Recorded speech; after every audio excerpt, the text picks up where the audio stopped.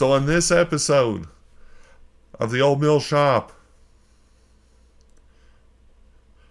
we have no son of mine, but Jesus loves me. We have a 2-for-1 special of the feline nature. And we talk about centralized music that's maybe becoming decentralized. All this and more on the Old Mill Shop. We have over 100 years of wonderful recorded music out there. So why do most people listen to the same 100 songs? Like the treasures on the shelves of a thrift shop, there are so many great songs out there waiting for us to find. Let's find those treasures together. I am David Rankin, and this is the Old Mill Shop. Greetings, fellow shoppers. Welcome to the Old Mill Shop. In the first segment, we're going to cover the album of the month for January, We Can't Dance by Genesis. This was one of the first albums that came out when I was in that in-between period between high school and college. Starting the freshman year, Outcome's really neat album. Got some pop songs on it, got some deep songs too. Even got into some arguments with friends who thought Genesis had sold out and turned Christian. If you listen to Jesus He Loves Me, you can tell that's not true. The band isn't condemning Christianity, but is not being friendly to the televangelists of the late 80s. And as a Christian, they didn't deserve any friendship. The Bakers swaggered, the list goes on. Oral Roberts said God was calling him home if he didn't receive a certain amount of money by a certain amount of time, but he didn't get called home for that. Jesus He Loves Me was a secular condemnation of the hypocritical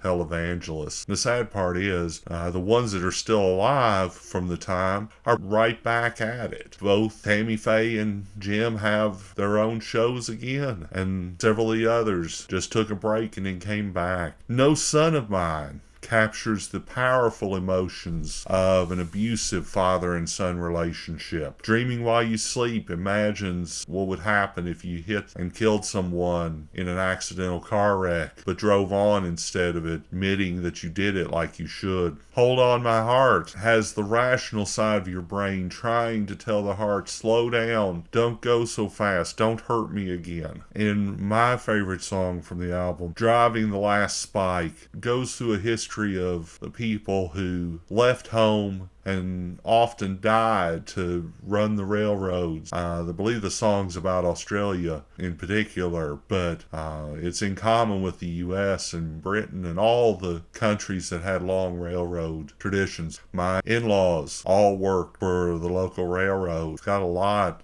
of personal connection with this song. If you consider this the last Genesis album, instead of Calling All Stations, it's just as powerful an album to go out on as any that were done when they were still the fivesome. It's worth another listen, so go back and listen to We Can't Dance by Genesis.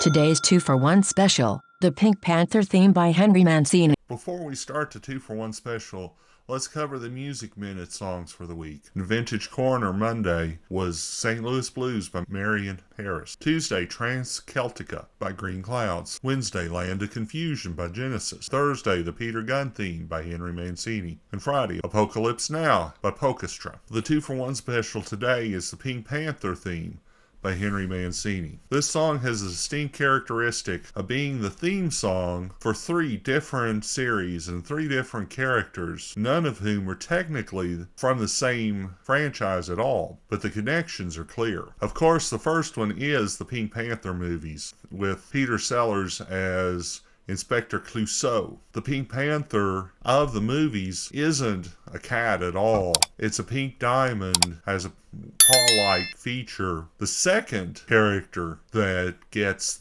as a theme song is the cat, the Pink Panther. In the first movie, Fritz Freeling and crew animated a pink cat in various situations to run through the theme song of the Pink Panther.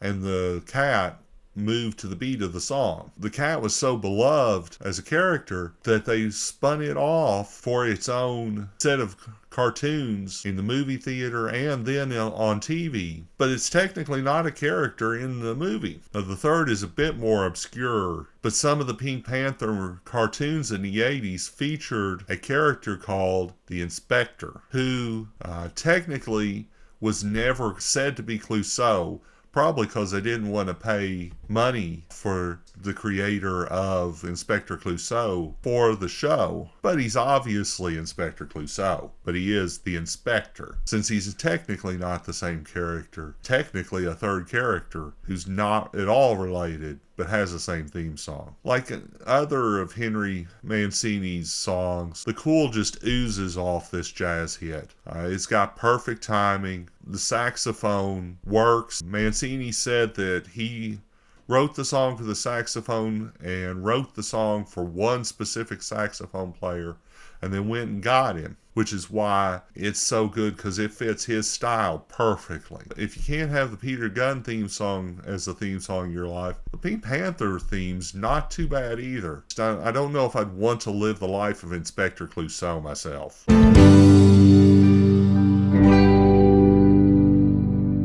It's interesting how certain cities became important in the music industry while others never stepped above the hometown of so-and-so or the place where a certain business ran for a while. But if you go back and you look in the economics and you look in how the trade was going at the time, it's not that hard to understand how each of the major cities in the U.S. popped up as important in the music industry. First, and the most important, of course, is New York City. For the 1900s, this was the center of publishing, and it was the center of the finance industry. Edison and Bell were across the river or across the state border doing their work on the phonographs of the early era. The money that was coming into the industry was coming in through New York City, and the technology was coming in through New York City. The companies that started up around record creation often got their money in New York City. When radio was first starting, like London with it, the large radio conglomerate set up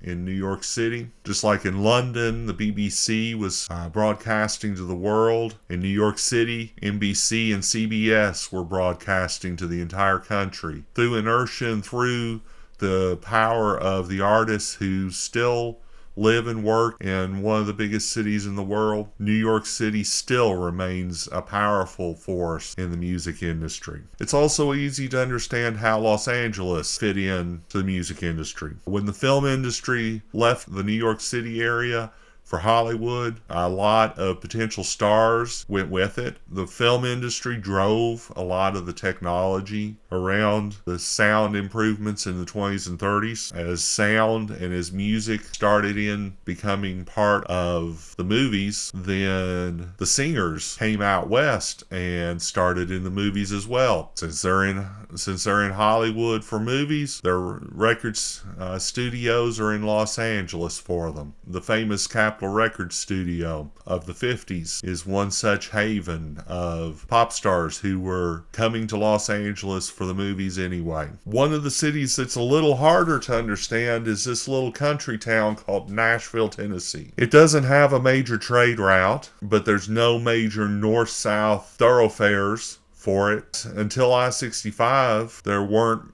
roads that you would consider a major thoroughfare north-south in the area. But what it did have was an incredibly large insurance agency that wanted a national radio station to where it could advertise its life insurance and accident policies. So National Life and Accident started the Clear Channel AM radio station WSM and built the tallest radio tower in the country with the most powerful transmitter in the country at the time. A Clear Channel AM station had a special advantage. During the day, local channels could use a certain frequency, like for WSM, it's 650 kilohertz. Local stations could use that frequency during the day, but at night they had to turn off. And the only radio station that could be heard on that channel was the Clear Channel transmitter, and here WSM. In the early days of radio, it was easy to hear WSM all across the country. And they started, originally were a multi-format radio station, but they quickly realized the popularity of, at the time, hillbilly music, what's now country music, and started the Grand Ole Opry. It didn't take long for the Grand Ole Opry to become so popular that people would crowd around the radio station wanting to listen to the show live and see the people. So they took the show over to the Ryman Auditorium, and history was made. Well, with all the artists around the Opry, and with the money associated with WSM, the rest of the industry flocked to the city because that's where the talent was. And now Nashville is well known for gospel, for country, and for the other genres in lesser extent. So if you want a record deal and you're from that area, Nashville is one place you can go. You would wonder how Memphis became a music hub so close to Nashville, but its advantages are much more clear. It was a trade hub along the Mississippi River. Basically, if you're going north, you turn left to go west and north. You turn right and you go east up towards Pennsylvania and Ohio. And from there, the lock systems can take you on to Detroit and so on. South, you're headed to New Orleans. Memphis was a natural place for people to come out of the Mississippi Delta with their music and stop in Memphis to work and to trade and to get some money. Then maybe head on to Chicago and come back and forth. Memphis also had enough money that in 1949 they would have the first radio station that was managed and staffed by all black on-air announcers. The city also attracted smaller renegade record labels that turned out to be important to the creation of 50s and 60s music, like Sun Records. It didn't hurt that it was a quick drive to Nashville, so you had country people going back and forth for Sun Records. And this doesn't include the towns that were just as important, but more limited. You have Chicago, wasn't directly influential on the music trade, but you had a lot of people recording there who came up from Memphis and from the South. A generation later, everyone's coming to Detroit for jobs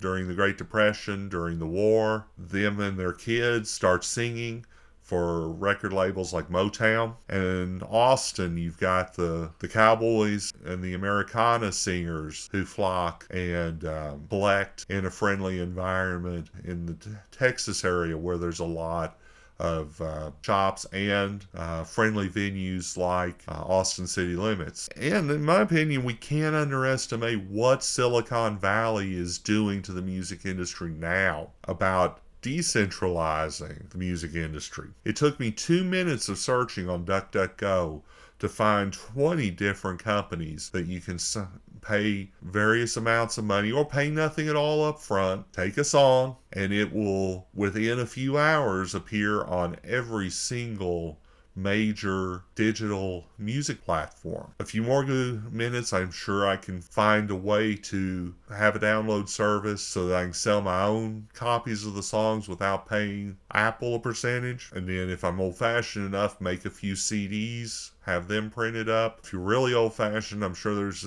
Amazon will let you publish on demand for your CDs as well. A few minutes with the t-shirt maker, and all of a sudden I have a merchandise store online. And whether I'm in Lancaster, Kentucky, or Lancaster, Texas, or Lancaster, England, or Lancaster, Guyana, all of a sudden my music is reaching out to the world. And my problem now is just getting my people to find the music, rather than it used to being finding the people and then convince the music company that the record should come out. I look forward to seeing what kind of decentralizing effect digital music distribution has on the industry. On that high note, we've reached the end of yet another show. Keep searching for music that's new to you, and happy shopping. Please come back for the next episode of The Old Mill Shop. Thanks to Apple for use of the Samantha voice. Thanks to Zapsplat at www.zapsplat.com for theme song and incidental music.